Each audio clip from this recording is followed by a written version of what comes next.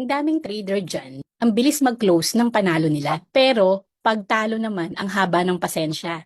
Baligtad, di ba? Kasi, maraming traders ang mas sanay sa takot kaysa sa trust.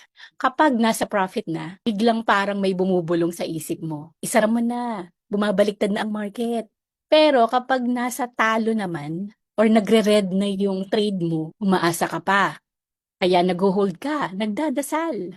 Lord, promise, magbabago na ako. Next time, magiging discipline na ako. And that's the trap.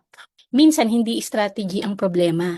Ang problema, hindi mo kayang i-trust or pagkatiwalaan ang sarili mong plano. Professional traders don't just know how to trade or how to enter. They also know how to stay in a good trade with discipline. Kaya kung gusto mong lumaki ang wins mo, hindi sapat na tama lang ang entry mo. Kailangan mo rin ng may malinaw na exit plan at emotional control habang nasa trade ka.